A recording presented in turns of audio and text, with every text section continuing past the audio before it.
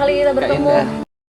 Indah. TP, salam kenal. Salam kenal. Tahun lalu ketika aku join, dirimu sepertinya sedang break ya? Ya, dipecat ya kayaknya tuh ya. Bukan aku yang ngomong. Gimana kabarnya? Gaul. Wow, gaul sekali Anda. Gaul sekali, luar biasa. Kenapa setelah kembali lagi di Marathon, khususnya di season ini sangat intens ada di Marathon, bagaimana perasaannya? Khususnya di season ini ya. By the way, mungkin nggak ngikutin. Aku di season 2 balik lagi kan, Yes. sampai ending habis gitu. Di season ini balik lagi perasaannya ya. Aku masih merasa tidak percaya aku ada di tengah ini semua. Wow. Aku masih merasa bahwa aku tidak memiliki kapasitas yang pantas untuk berada di orang-orang hebat. Bahkan aku bisa bilang Marathon ini kan nomor 1 sedunia by data, dan bisa menjadi hal yang fenomenal di Indonesia. Dari aku pribadi, aku ngerasa aku masih belum pantas ada di sini. Kenapa? Kak Indah tahu sendiri mereka siapa gitu. Iya. Dari berdelapan selain aku, semuanya memiliki kelebihan yang jauh di atasku. Semua memiliki hal-hal yang tidak pernah bisa aku kejar dengan cara apapun aku belajar. Sedangkan aku ngerasa ya aku bukan siapa-siapa.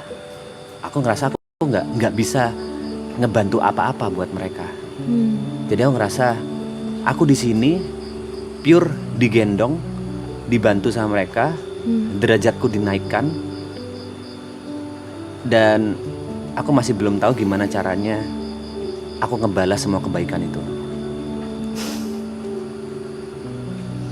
Aku kemarin sempat lihat Mas Tepe dibeliin mobil sama anak-anak. Ya kan? Ya. Gimana Mas perasaannya? Gimana perasaannya? Sebenarnya, Kak Indah ngeliat full atau enggak? Aku lihat dari Clippers sejujurnya. Lihat dari Clipper ya. Jadi sebenarnya Arab udah cerita anyway ke viewer. Jadi itu semuanya kayak dari pagi itu manajerku bilang kalau aku ada kerjaan yang huge, yang besar. Lalu aku bilang, manajerku tuh telepon karena butuh jawaban cepat, intinya seperti itu. Dan aku bilang, ya gas lah, ambil lah. Dan aku turun dari bunk bedku, terus aku langsung cerita ke Yuka. Cerita ke Yuka kalau aku akan dapat kerjaan besar dan insya Allah aku bisa mendapatkan mobil. Tapi di situ aku langsung merasa bersalah. Kenapa aku cerita ke Yuka ya? Kan Yuka juga belum punya mobil. Aku pada titik itu aku rasa bodoh banget aku ceritanya ke Yuka. Tapi karena aku terlalu excited dan aku masih ingat kata-kata Yuk. Aku nggak tahu aku harus cerita happy ini ke siapa lagi. Mau dengerin nggak? Boleh. Dan memang kamera sedang tidak mengarah ke kita. Kamera sedang mengarah ke dapur, audio juga di dapur. Aku menceritakan hal itu dan setelah aku cerita itu aku merasa bersalah. Singkat cerita sampai malam itu ada games yang sebenarnya udah di spoiler sama Jod, yang waktu itu kupikir bercandaan bahwa kita akan ada di perlombaan yang akan mendapatkan mobil, sampai di titik itu ternyata beneran lombanya ada. Yang aku tahu mobilnya cuma 1.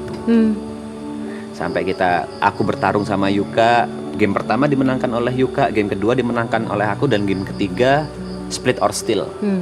Dimana dengan peraturan kalau dua-duanya memperlihatkan kartu split, maka hadiahnya dibagi. Kalau dua-duanya memperlihatkan kartu steal, maka hadiahnya hangus. Tapi kalau salah satu split dan salah satu steal, berarti yang membuka steal dia yang mendapatkan mobilnya. Di situ aku bilang ke Yuka, sebelum kita menunjukkan kartu masing-masing, aku bilang ke Yuka, yuk semesta udah ngatur. Ada alasannya kenapa tadi pagi aku ditelepon sama manajerku, ada alasannya kenapa aku ceritanya ke kamu. Ya udah, ini mobil buat kamu aja. Tapi pada saat aku ngomong gitu, aku langsung mikir, Greta setuju nggak ya? By the way aku punya istri, namanya Greta. Aku mikir, Greta setuju nggak ya? Greta marah nggak ya? Kok aku dengan arogannya dalam tanda kutip membuang rezeki? Seharusnya kalau dibagi 2 ya lumayan lah, let's say bisa 50 juta atau 60 juta, aku nggak tahu. kok aku dengan arogannya, karena aku selalu berpikir rezekiku ya rezekinya Greta gitu loh. Aku belum minta izin ke Greta kan pada saat itu. Greta marah nggak ya? Tapi ya udahlah, memang ini rezekinya Yuka. Makanya begitu diumumkan bahwa mobilnya ada 2, aku nggak bisa menahan tangisku karena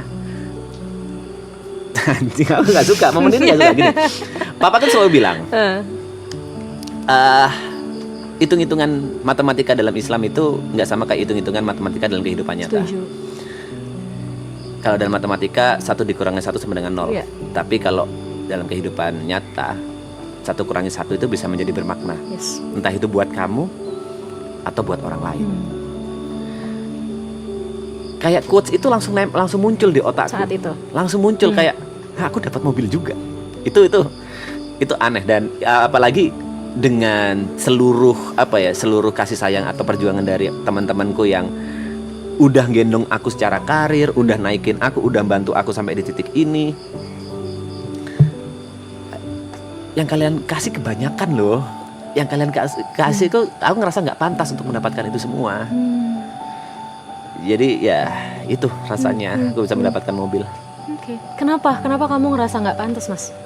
Iya itu tadi, karena aku ngerasa ini dari sisi apapun, pada saat kita ngomong ada di depan kamera, yang penonton inginkan mostly adalah canda tawa.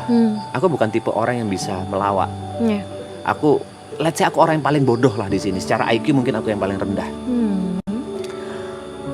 Semuanya, Aloy, Jod, Yuka, Gary, Nico, Arab, semuanya begitu ada Ibot, begitu ada bercandaan, mereka bisa langsung bermain. Oke. Aku kayak bingung, aku harus ngapain? Ada satu kesempatan, aku diberi kesempatan.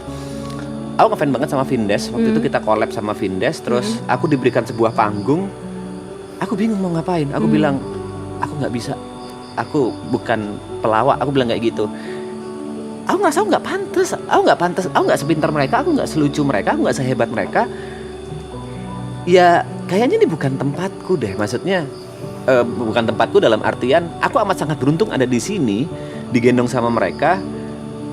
Dan aku yang paling rendah aja gitu. Dan itu terbukti juga by numbers, by the way. Okay.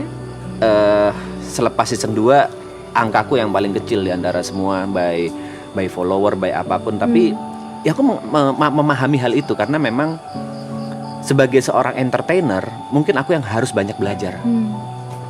Mereka sudah makan asam garamnya. Aku dari Jember yang mungkin aku hidup dalam lingkunganku atau dunia kecilku sendiri, lalu bersosialisasi dengan banyak orang. Ternyata dunia industri atau dunia hiburan nasional seperti ini, aku masih belum nyampe aja menurutku. Tapi menurutku maraton gak akan jadi maraton kalau gak ada kamu. Even Triple A Clan juga mungkin gak akan jadi Triple A Clan kalau gak ada Mas Tepe sih. Mbak Indah, itu argumen yang bisa kupatahkan dengan mudah. Oke, silakan. Pada saat aku ke Jember, itu ada hampir sebulan tanpa aku, ya normal aja. Ya. Tapi bukan berarti ketika kamu ada dan semua juga sama aja kan sebenarnya. I mean, mungkin Mas Tepe bukan orang, ini pendapatku ya. Mas Tepe mungkin bukan orang yang bisa ngelawak kayak member-member yang lain, bukan orang yang mungkin kemampuan entertainnya udah seluas member-member yang lain gitu. Tapi justru yang bikin kamu unik adalah ya kamu yang ini gitu loh. Aku ingat banget nih Mas Tepe, waktu tahun lalu aku kesini, kita nggak ketemu kan gitu. By the way bukan di sini, di BSD, nah, iya. Ini Sentul. Maksudku maraton, waktu ke maraton. Waktu aku tahun lalu ke maraton, beres aku dari maraton aku pulang. Jujur aku nggak tahu kalau ternyata impact ke aku juga sebesar itu dari maraton waktu itu. Jadi aku balik dari BSD jam 1 malam. Dari BSD aku balik jam 1 malam. Jadi besoknya tuh aku bener-bener bangun siang gitu posisinya. Dan aku kaget ketika aku buka sosmed aku udah rame banget yang mention aku, Clippers udah banyak banget. Dan tiba-tiba udah banyak banget yang bilang, Kak kamu harusnya ketemu sama Mas Tepe. Posisinya saat itu aku kan nggak tahu kamu dan nggak kenal kamu ya gitu loh. Kak kamu harusnya ketemu sama Mas Tepe, pasti debatnya seru banget, pasti argumennya bakal asik banget. Artinya di situ aku menilai bahwa even though saat itu kamu nggak ada, kamu masih memorize loh di orang-orang.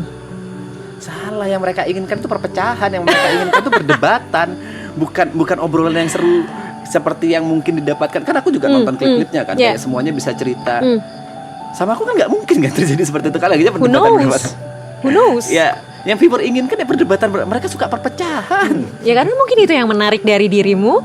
Dan gak apa-apa kan, aku inget tahun lalu aku pernah bilang ini sama Niko.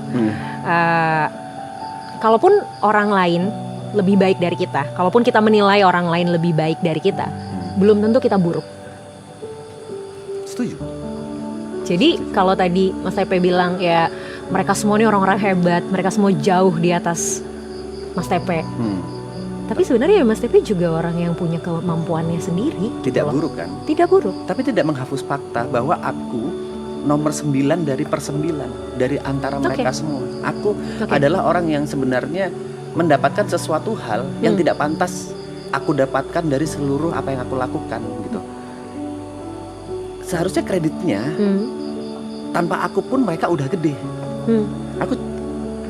Aku harus bilang aku kayak benalu aja. Wow. Aku harus bilang kalau tanpa aku mereka mungkin bisa lebih gede. Karena mostly kebanyakan juga yang paling aku takutkan di season 2 aku paling banyak haters. Yang aku takutkan itu berpengaruh ke mereka. Yang aku takutkan itu berpengaruh ke maratonnya. Aku nggak masalah aku di hate dengan perbuatanku, dengan omonganku, dengan tingkah laku aku nggak masalah. Tapi kalau itu dampak ke kapalku, aku akan sangat merasa hina gitu. Yang ada di pikiranku, yang selalu menghantui pikiranku adalah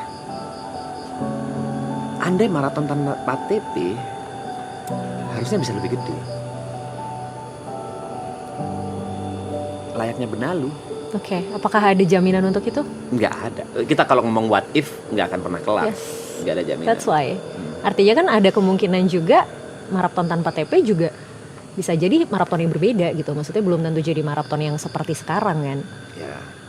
Itu ada di otakku aja memang. Yeah, it's okay, it's fine. Tapi dari tadi Mas Tepe selalu bilang Mas Tepe digendong Yes. sama mereka. Yes. Sebesar apa perubahan yang terjadi di hidup Mas Tepe after maraton? Dunia udah kebolak-balik. Dulu, let's say aku cuma bisa ngelihat orang-orang yang kukagumi, idola-idolaku dari balik layar. Sekarang aku bisa ketemu, bisa ngobrol, bahkan dulu aku ngefans banget sama Om Ded. Nah, Om Deddy Corbuzier. bahkan kemarin berenang bareng. Ya. Aku ngefans bener-bener dari kecil. Aku beli semua apa yang Om Ded jual. Even itu buku OCD. Aku kurus tapi aku beli buku itu. Oke. Karena aku sangat fan itu sama Om Ded. Dan ada titik di mana kemarin aku nggak tahu itu ketangkap kamera atau enggak, pada saat aku makan di Gadang Barubah, Om Ded nepuk kakiku bilang, "Pe, gua bangga sama lu. Lu bisa ada di titik ini sekarang." Itu nusuk buat aku, itu nusuk. Itu kayak wow, Om Ded ngomong kayak gitu ke aku.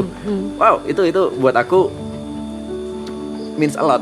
Dan aku yakin tanpa maraton gak akan ada hal kata-kata seperti itu dari orang yang idola, kagumi itu gak akan ada. Ada band yang datang kota, datang ke sini buat aku. Mereka datang cuma buat ngasih surprise ke aku, itu nggak mungkin terjadi sebelumnya kalau misalnya nggak ada maraton. Jadi dunia udah benar-benar kebolak-balik. Lalu secara finansial juga, dulu aku sebelum datang ke maraton itu titik dimana aku benar-benar menyerah. Aku masih ingat tanggal 27 Januari itu ulang tahunku. Aku adalah seorang streamer, dan tanggal 27 Januari aku memutuskan untuk berhenti menjadi streamer, berhenti streaming. Aku udah pack-packin semua PC-ku, dan di situ aku rencananya mau live streaming untuk terakhir kalinya, tanpa pamitan. Oke. Aku mau live streaming 24 jam untuk menghibur viewerku dengan sepenuh hati. Aku membuka live streaming itu dengan menggunakan jas, dengan menggunakan kacamata hitam, dan aku tunjukkan semua prosesnya. Pada saat aku masih bikin thumbnail yang itu aku live-in juga, Jod, Yuka, Gary sama Arab nonton, ngedonate aku 5 juta, abis gitu Arab ngedonate lagi 10 juta, terus Arab nelpon ngajak aku ke maraton. Di saat titik aku menyerah, di situ datang pertolongan dari mereka. di saat itu aku bingung mau hidup dengan apa. Aku udah rencana mau jual pisang goreng aja udah. Mau bikin gerobak dari hasil visiku, aku mau buka kaki lima jual pisang goreng. Tapi sekarang udah jauh dari itu semua. Aku bahkan bisa membuka usaha F&B ku sendiri, restoran dine in. Keren. Udah jauh. Jadi sebenarnya kalau ditanya apa yang berubah, semua berubah. Semua ya. Semua berubah. Dunia kayak kebalik. Artinya kalau tadi menurut Mas Tepe Marapton bisa lebih besar tanpa Mas Tepe, teori Mas Tepe gitu kan, harusnya Marapton bisa lebih baik tanpa Mas Tepe. Mungkin akhirnya aku ngeliat sisi lainnya adalah berarti dari satu sisi Marapton yang hadir untuk Mas Tepe sebagai blessings. Apapun itu. Ya kan? Maksudnya terlepas dari apakah betul Marapton akan lebih besar tanpa Mas Tepe ataupun tidak, apakah Marapton akan lebih baik tanpa Mas Tepe ataupun tidak, biarkan itu menjadi tanda tanya. Tapi satu hal yang mungkin menjadi fakta bahwa ya mungkin Tuhan membawa Marapton sebagai blessing untuk Mas Tepe gitu loh. That's right. Karena aku sejak awal bilang, ya mereka yang gendong aku. Kan masalahnya bukan di situ. Masalahnya adalah apa kontribusiku untuk mereka? Apa gunaku untuk mereka? Mereka datang ke aku sebagai blessing. Tapi aku di mereka sebagai curse. Wow. Masalahnya ada di situ. Oke. Aku setuju mereka datang sebagai blessing. Aku amat sangat setuju. Ya, ini kan semuanya berawal dari aku ngerasa tidak pantas aja sih. Aku ngerasa tidak pantas dengan semua yang aku terima sekarang. Jadi muncul ketakutan. Pada saat orang bertanya, after Marapton mau ngapain? Aku nggak tahu. Tanpa mereka aku apa? Benar-benar no clue. Tapi ingat yang tadi Mas Tepe bilang, matematikanya Tuhan kan. Ya, kita nggak bisa tahu. Tetap percaya itu Mas. Ya. Honestly, ada last words yang aku mau bilang sama Mas Tepe. Aku nggak ngikutin dunia streaming, sejujurnya. Sebelum Marapton aku cuman kenal sama Nico dan cuman tahu Arab karena Nico aku pernah satu event bareng dia. Jadi aku nggak tahu Mas Tepe, aku nggak tahu Jot, aku nggak tahu Yuka. Tapi suamiku gamers. Jadi aku kemarin bilang sama dia, aku belum pernah ketemu Mas Tepe nih, aku bilang gitu. Besok aku ketemu Mas Tepe. Terus dia ngomong gini, dan ini nggak cuman sekali dia omongin, sejujurnya. Ini mungkin sekalian salam dari suamiku juga. Wah, TP46 tuh terkenal banget yang dari dulu. Dia editor, karena suamiku juga editor. Dia editor, dia bagus, dia oke. Artinya Mas Tepe, jangan pernah ngerasa kecil. Mungkin ketika kita ngerasa kita kecil, kehidupan kita yang sekarang dipandang besar sama orang lain. Dan itu pelan-pelan Mas. Kalaupun sekarang Mas Tepe nomor 9 dari semuanya, gak apa-apa, it's just a number. 9 ini tetap sesuatu pencapaian yang udah Mas Tepe raih. Kalau Mas Tepe bilang Mas Tepe adalah curse buat mereka, aku yakin bagi mereka Mas Tepe sama sekali bukan curse. Ada alasan kenapa mereka bawa Mas Tepe ke sini. Ada alasan kenapa mereka tetap pengen Mas Tepe ada di sini. Oke. It's really nice to talk with you, Mas. Terima kasih. Semoga ntar kita bisa ngobrol lagi ya. Ya. Thank you, good luck. Terima kasih. Keep doing what you want to do. Tetap lakuin hal baik, tetap jadi Mas Tepe yang baik. Amin. Sehat selalu. Amin. Buat Mas Tepe, buat keluarga, buat semua karir dan planning-planning Mas Tepe. Thank you ya Mas. Terima kasih banyak ya. Terima kasih. Good luck. Thank you. Thank you.